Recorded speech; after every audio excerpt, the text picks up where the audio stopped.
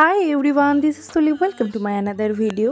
তো আজ হচ্ছে বুধবার, ঘড়িতে বাজে ওই 4:30টার মতো। আমি আর মা যাচ্ছি হলো স্বদেশি মেলায়। বালুরঘাটের প্রথম এসেছে হলো স্বদেশি মেলা।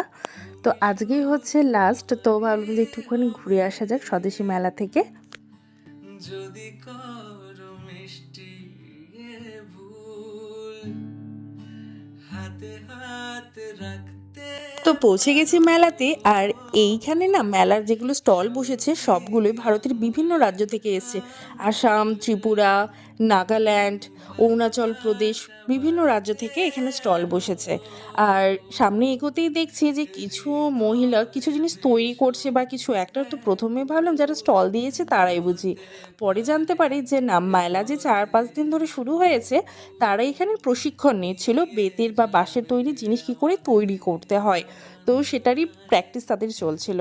তো তারপর আমরা একটুখানি স্টল দেখতে স্টার্ট করে দিলাম। আর এখানে না বেশ সুন্দর সুন্দর এরকম বেতের বা বাঁশের হচ্ছে এই চামচগুলো পাওয়া যাচ্ছিল, কিন্তু প্রাইস প্রচণ্ডই বেশি। এই মাত্র ছোট ছোট চামচগুলো 50 টাকা 60 টাকা করে চাইছিল। তবে এই স্টলের জিনিসগুলো এতটা সুন্দর, সবগুলো প্রচণ্ড সুন্দর ছিল, কিন্তু প্রাইস রেঞ্জ প্রচণ্ড হাই। তো কোনো কিছুই আমি সেরকম কিনিনি, শুধু দেখছিলাম। বেশ ভালোই লাগছিল জিনিসগুলো দেখতে।